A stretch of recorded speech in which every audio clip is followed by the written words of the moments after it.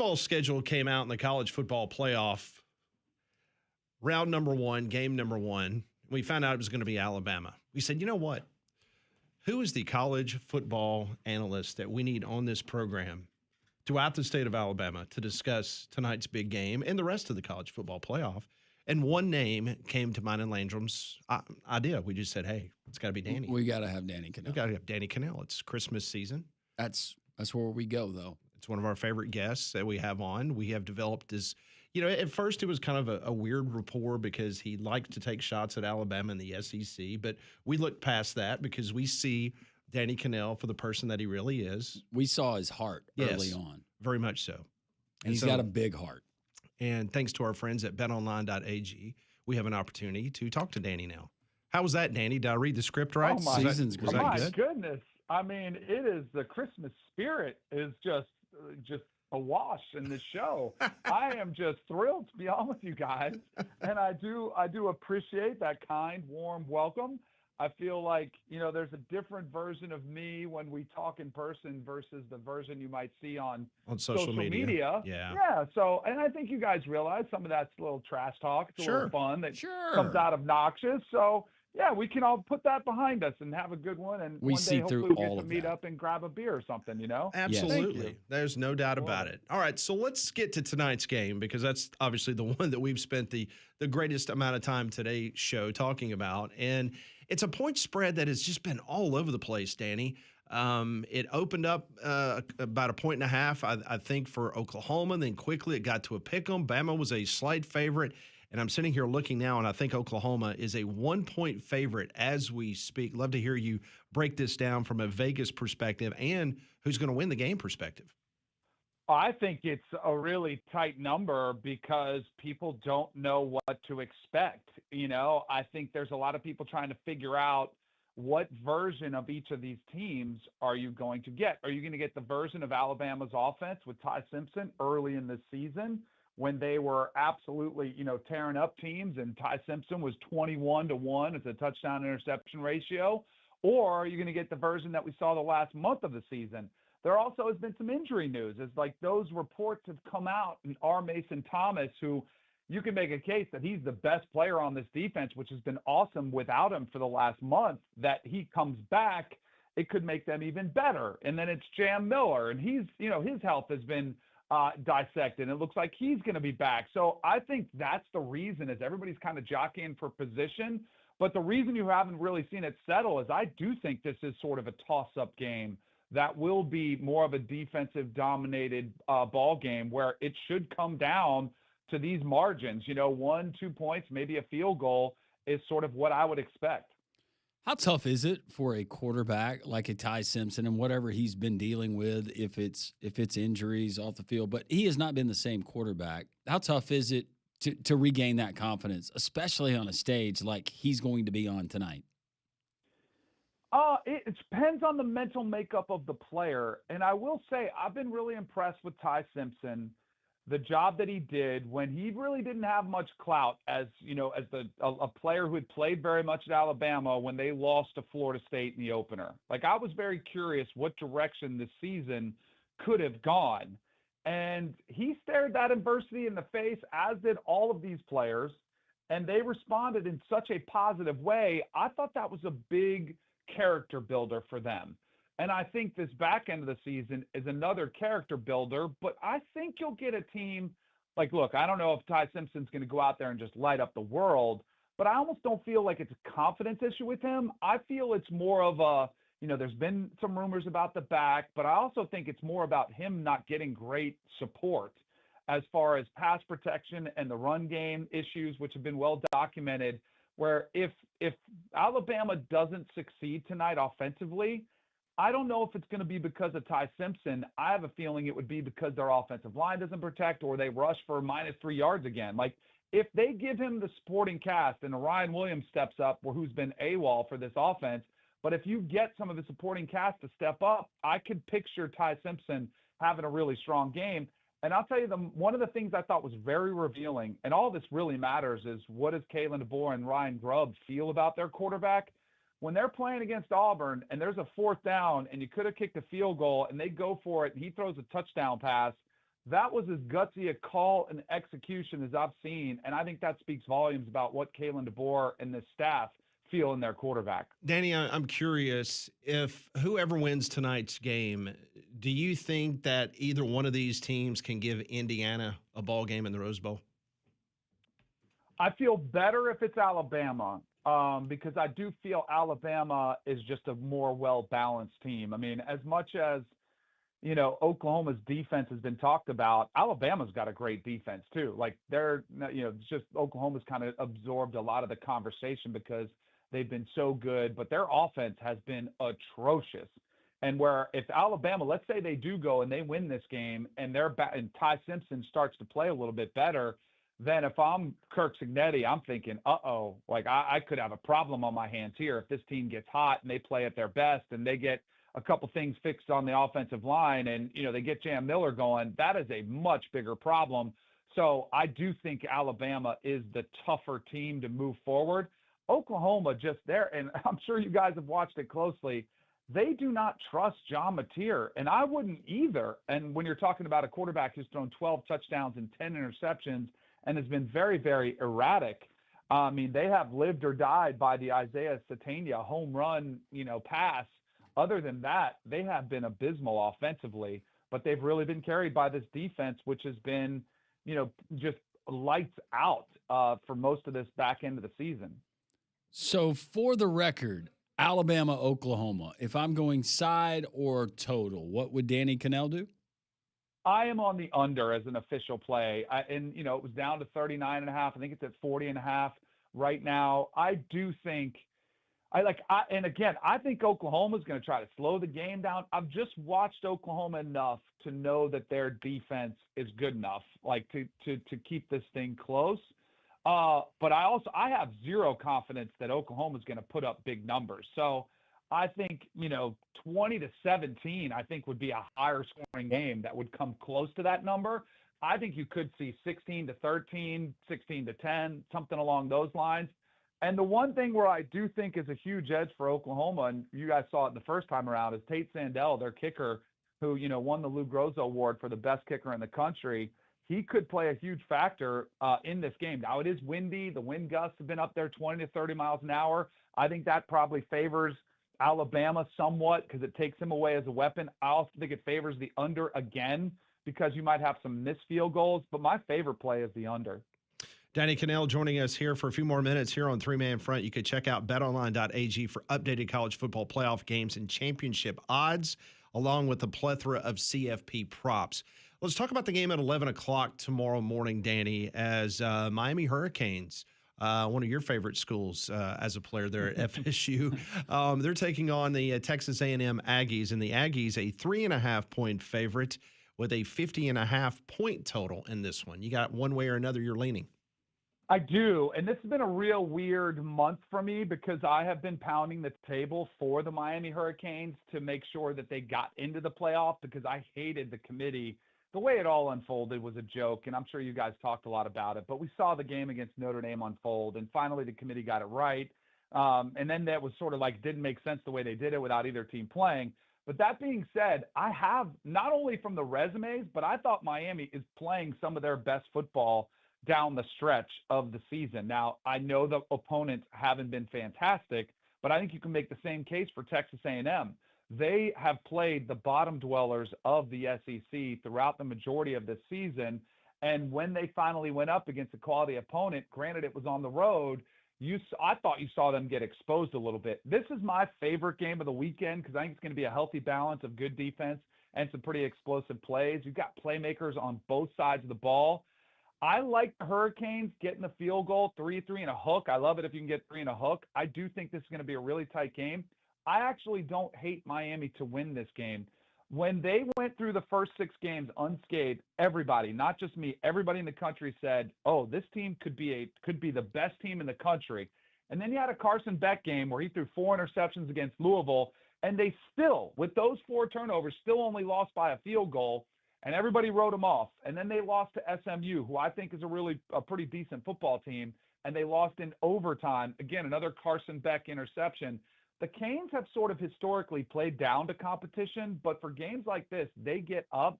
I think you'll get their best version, and their offensive and defensive lines are pretty special.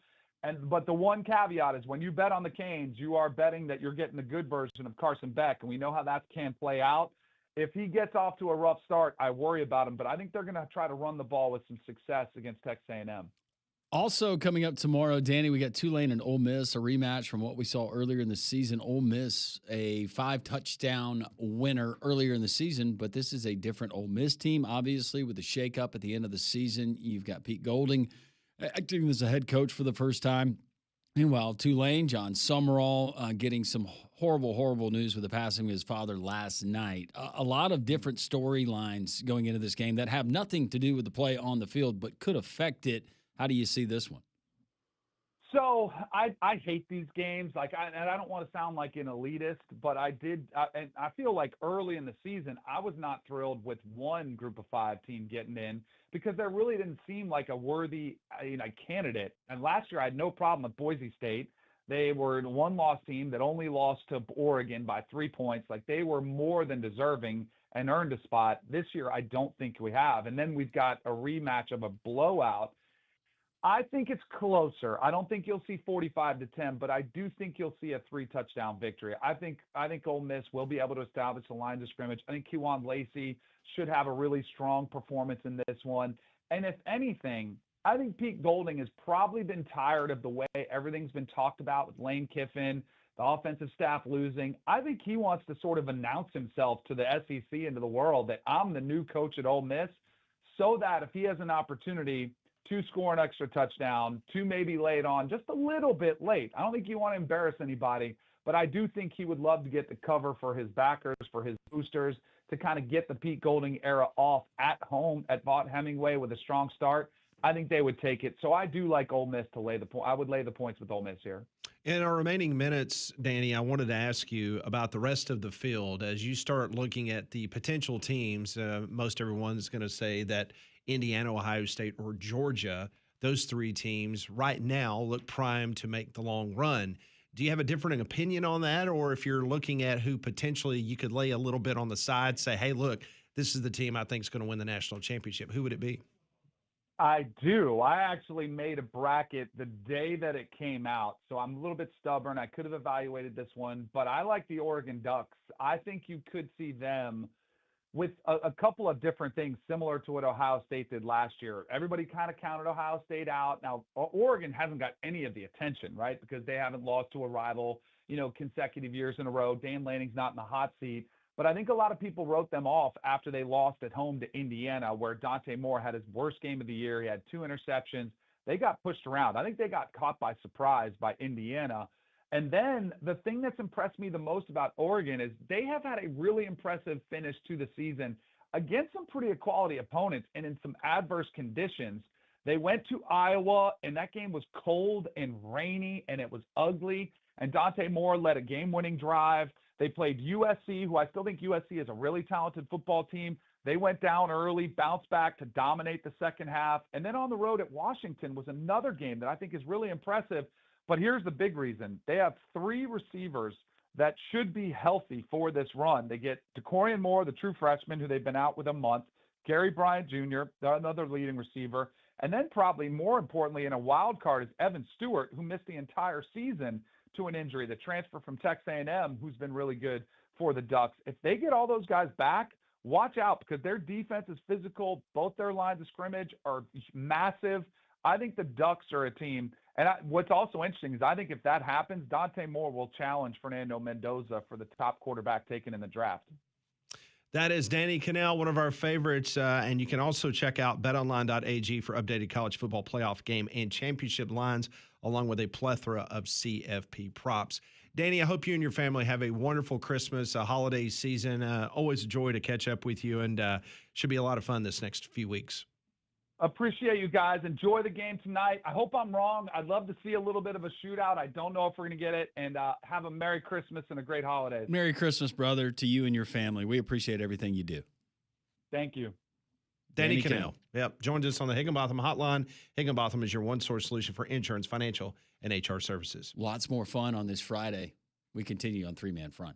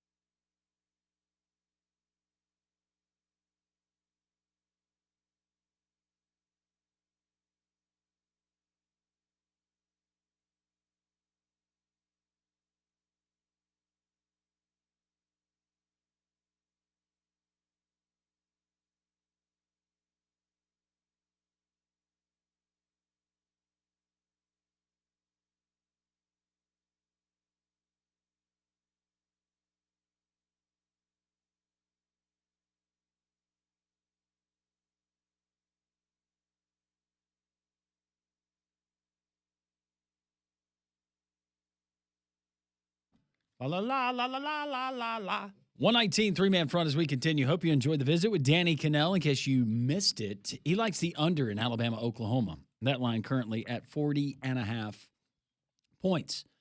How about our friends at Prize Picks? Prize Picks, it is America's #1 fantasy sports app. Prize Picks is simple to play. You pick more or less on at least 2 player stats. If you get the picks right, you can cash in. We are going college football tonight. Conrad, be ready. This is your Prize Picks of the year. Alabama quarterback Ty Simpson, 1.5 passing touchdowns. Here's your option. You can go 1.5 passing touchdowns as your player stat or 237.5 passing yards. The look on your face says that neither one of those looks enticing. I would go more on the 237. All right, so you're saying more on the 237.5. Yes, so passing Ty yards. Simpson, for our newcomers, throws for 238 or more. Win that player stat projection. Yes. All right, for I like John that Mateer, he plays quarterback for Oklahoma. 195.5 passing yards, more or less for John. I'm going to go Mateer. less. I'm going to go less. Less. So if he goes under that mark, or excuse me, less than that mark, that would be 195 or less, right? Correct. All right. So if we hit on both of those projections, we're a winner. You can be a winner too. Download the Prize Picks app today. Use code WJOX to get $50 in lineups after you play your first $5 lineup. That's code WJOX. $50 in lineups after you play your first $5 lineup. Prize Picks, it is good to be right. Oh, my goodness. Yeah. That's why I was laughing. Sorry, I didn't mean to interrupt your No, it's fine. Prize Pick spot there. Yeah. Wow. You were right. Told y'all. You were right. That is. I told y'all at halftime. I said Incredible. this game will not hit the over. Mark my word. We have somebody on the text line that they said they're stuck at 47 as well. They're in the same boat that you are. Yeah. They're about to push. Yeah. there They it have is. had every opportunity to make this game go over, and they just can't do it. So we've Now- had 2 missed field goals, 2 missed extra points. So that's 8 points. Then you just had Kennesaw State inside the 20-yard They're line. like on the 12-yard line. And they fumbled. Sorry, Pat. That's okay. It's going to be a push. I didn't lose anything. Well, you but- had a -3, right? Yeah, it was a parlay. For Western. It'll be a push. Yeah. It'll be fine. Sorry. Yep. Oh, well. Hey, let's end the week with some Pat Ponders. I got a couple of questions to get you guys to answer. This is brought to you by Courtesy GMC. I want to know what you're thinking. Tell me what's on your mind. It's time for Pat Ponder. Brought to you by Courtesy GMC in Trussville, right off of I-459, exit 32. Get by and see Josh Gargis, Drew Lally, all the fine folks there at Courtesy GMC. Got a lot of vehicles ready to go here before the end of the year. Go by and see them or check them out at courtesybirmingham.com. All right, question number 1. You just heard Landrum talking about the number of touchdown passes, more or less, for Ty Simpson. Well, Vegas has set the 247 passing yards. That's his player prop for tonight. You know, Simpson hasn't thrown for that many yards since the last time they played Oklahoma. So how many yards do you think he throws for tonight, Ty Simpson? 247 is the Vegas projection. 268 yards. Conrad says the over.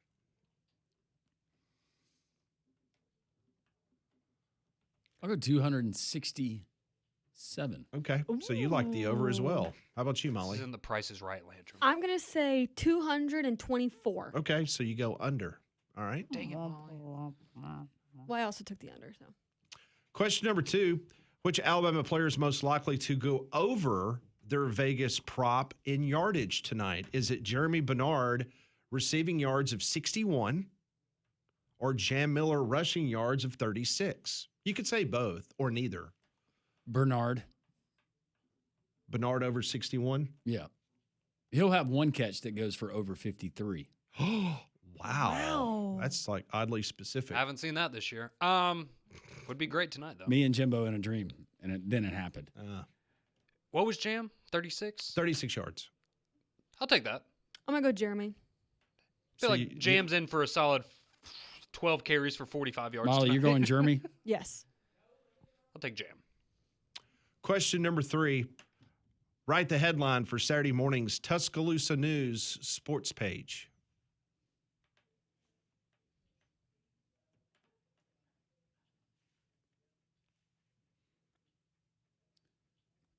Tide offense was due sooner rather than later. That's really good.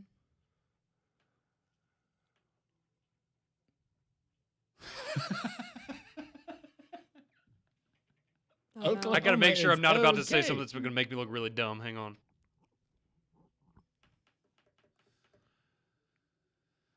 How about that waving wheat don't smell sweet? I'm trying to think of the fun way to do this, but something along the lines of it could just be Yuletide. Okay, Aw. that's good. Yuletide. That's good. I like that one. Didn't know you were going to go there. See, I'm thinking something along the lines of the line that Leonardo DiCaprio said in Wolf of Wall Street when he basically said, I ain't leaving, but it'll be DeBoer not going to Michigan That's good. after an Alabama win. I thought you were going Titanic. Rose! Say that. Don't let go. Don't let go. He let go. Don't let go. It's so cold. All right, question number 4. This previous weekend, Charles Barkley and Dick Vitale called the Indiana-Kentucky basketball game. What unlikely duo would you like to call a college football game? I'm going to try to stay away from politics because there would. I would love to see Jameis Winston in the booth. Okay. I think he would be so funny. I don't know who I'd put him with, I want but Hugh. he's hilarious. I want Hugh Freeze and Lane Kiffin to do a game together. Oh, Mhm. That would be a good would Hugh one. be preaching to him? Yes. I was going to go Nick Saban and Jimbo Fisher in the booth together. Oh, wow. That's a good one. That's good. That is an odd duo. And then put Jameis on the sideline. See, I'm with you. I would love to hear Jameis now that you said that. Yeah, I calling think a he would be game. so funny. It would be. You get some interesting analogies and things that were thrown in there over the course of the game. Yeah. It'd be awesome. All right, next question. Santa can bring one present for Alabama and Auburn football. So one apiece. What does he bring them? Santa brings Auburn at least 8 wins next season. Santa brings Alabama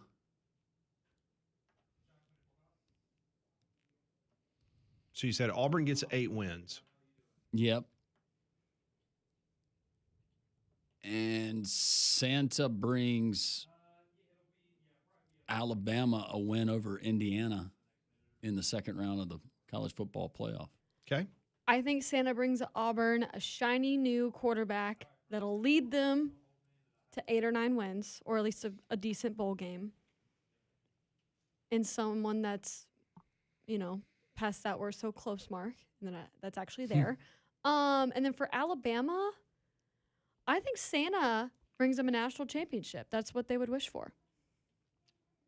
I'm going to say for Auburn,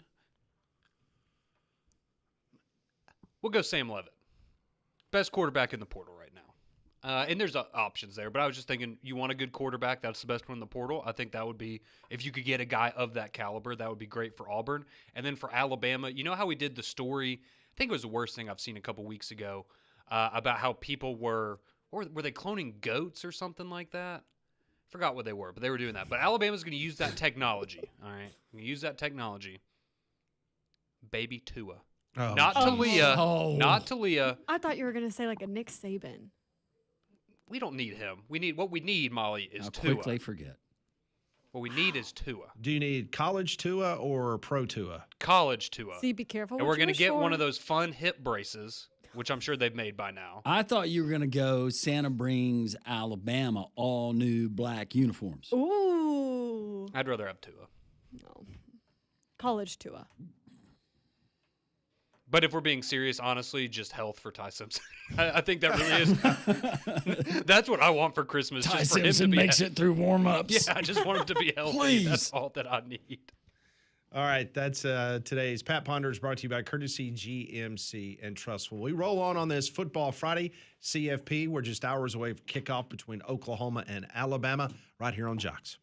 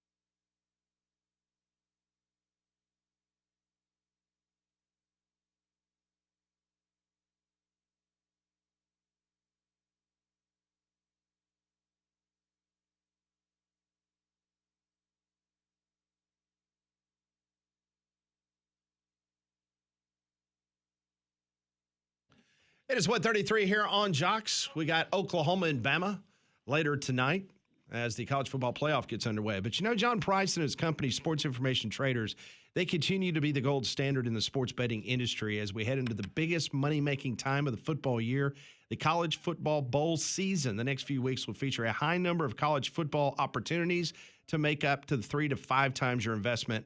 And Sports Information Traders is already off to a great start. 3 nights ago, John gave out his first college bowl play, which was Jacksonville State -1.5 over Troy in the Salute to Veterans Bowl. That game won, and he is ready for more this week. John and the Sports Information Traders are launching their always popular College Bowl program, and it comes with another great opportunity.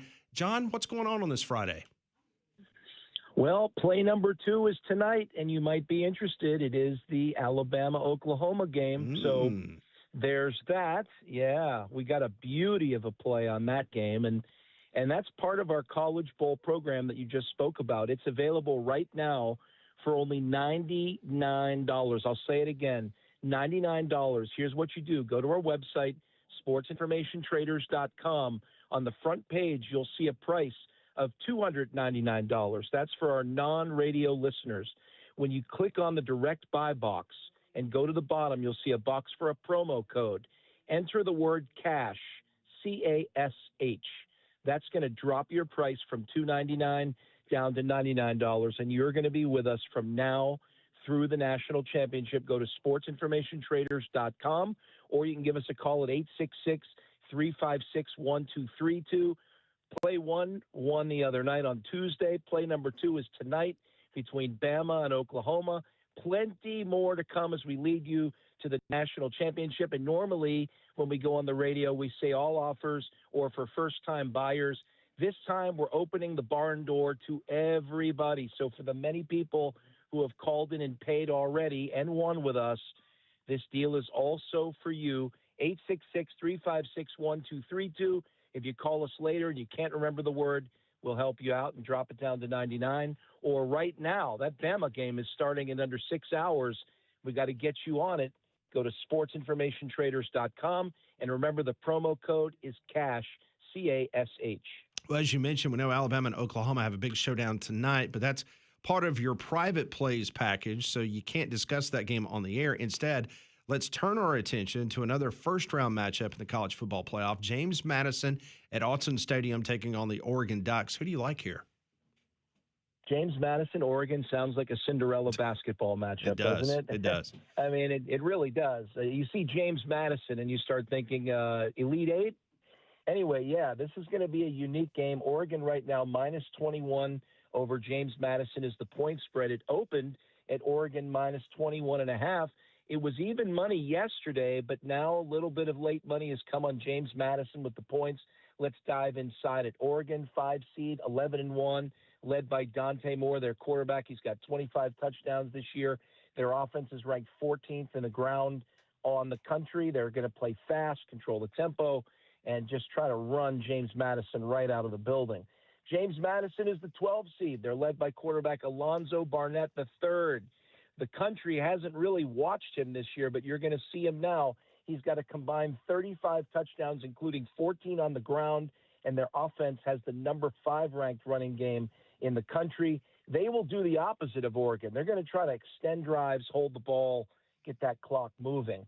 Prediction: I've never found great value in a double-digit point spread, much less one that's 3 touchdowns. So that's why it's not a private play. But James Madison is 8-5 against the spread this year, and I believe even if the Ducks play really well, I think the Gamecocks have enough to keep it inside of 21 points. So here I'm taking James Madison plus 21 over Oregon. That's a play to watch. Enjoy. My play, the next play of our College Bowl program, features your Crimson Tide and the Oklahoma Sooners. You'll be watching that game anyway. It's part of our College Bowl program. You can get it right now on our website, sportsinformationtraders.com. It's only $99. When you go to the website, you're going to see a price point of $299. We have a lot of people who don't hear us on the radio who call in or they go to the website and they purchase it for $299. Because you're a listener of mine in Birmingham or anywhere in Alabama, if you can hear my voice, you qualify. remember the promo code CASH, CASH.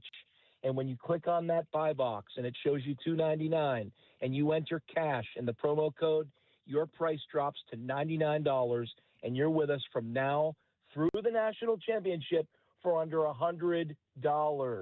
Go to sportsinformationtraders.com right now or give us a call at 866-356-1232. If you're driving around in Birmingham in 3 hours, what did that guy say? What was the code?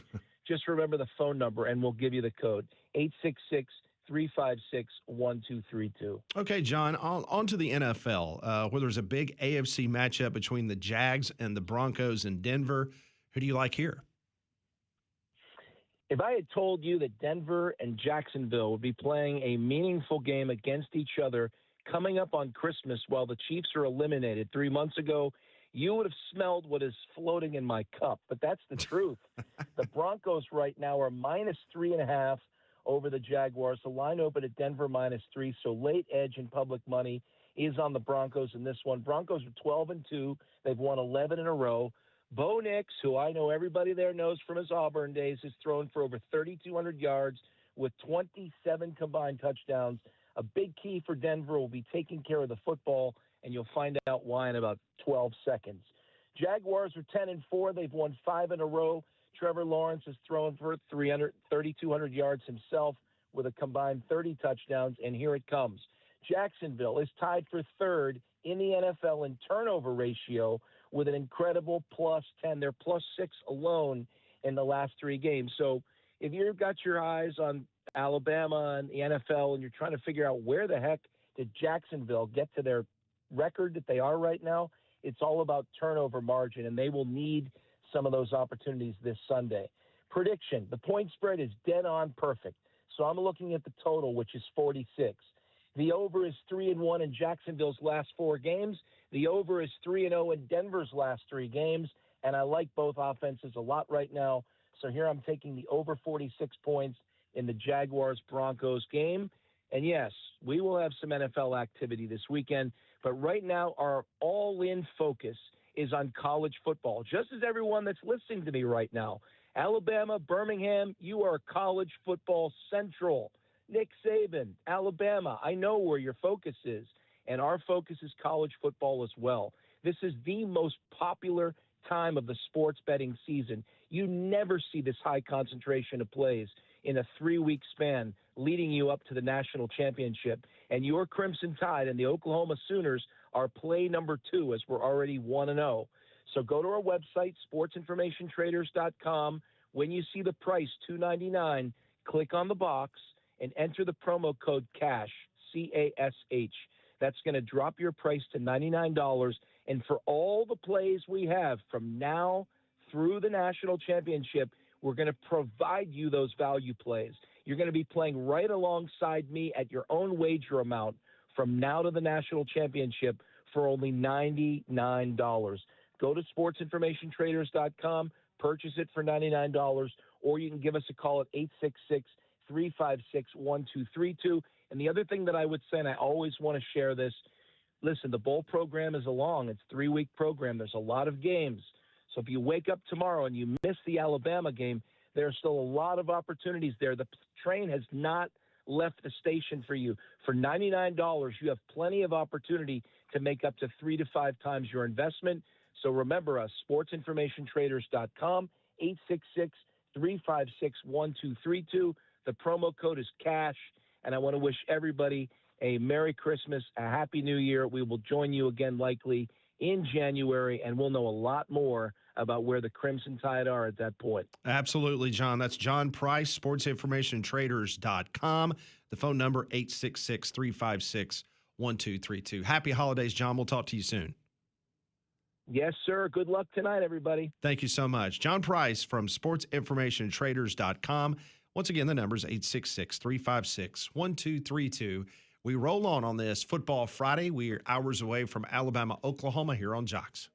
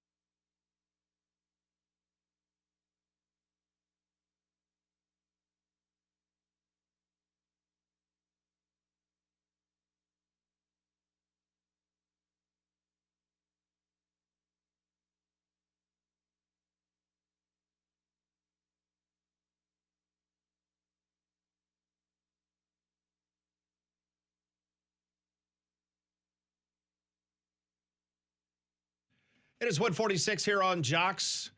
Kickoff, Alabama, Oklahoma, 7 o'clock tonight in a breezy Oklahoma stadium. We'll see what happens tonight. The point spread still Bama a 1-point underdog. Well, it might be breezy in Oklahoma, but you don't want to get caught in the cold here. So schedule your system checkup now from a Train comfort specialist. Train has been recognized for 11 consecutive years as America's most trusted HVAC brand and our exclusive home comfort partners here at Jock. So go and visit train.com to find a comfort specialist near you.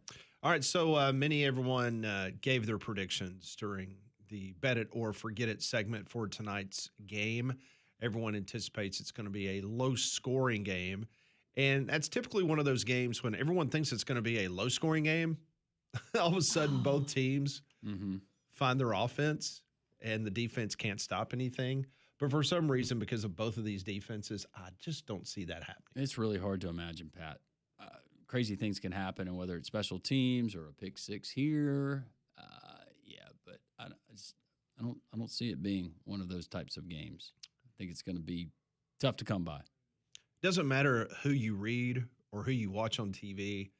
Everyone thinks that this could go either way, and hence the reason why Vegas has it as a one pick 'em, one way or another. So.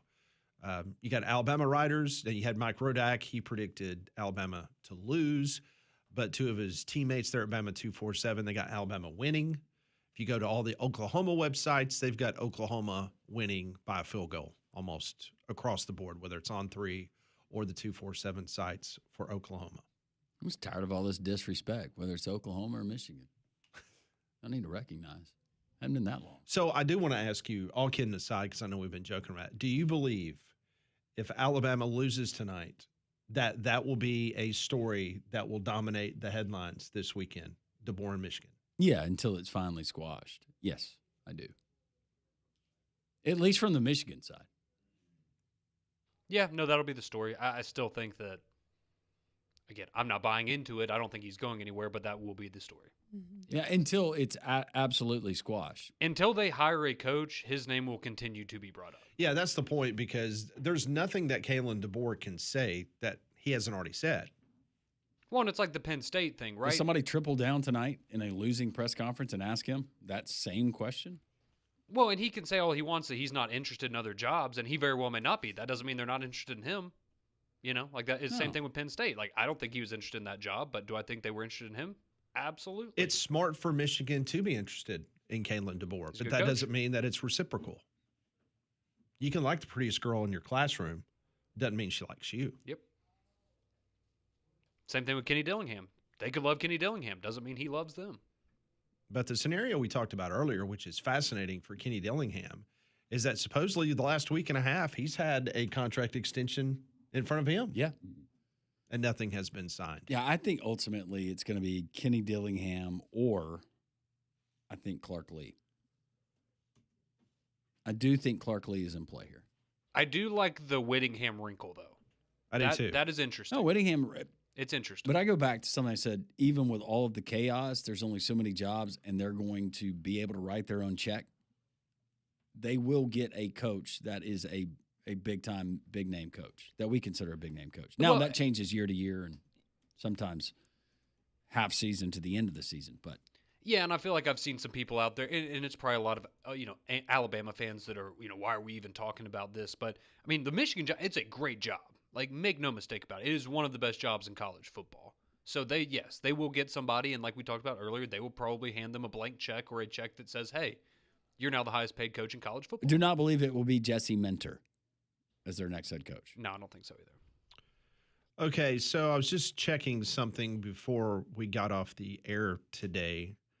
John Bacon, who has been a guest on the Paul Feinbaum show, he's an author. He's an author. He has covered Michigan football for a long time. I'm just going to read you directly from the Michigan Insider website. It says that he did an interview today on WTKA television.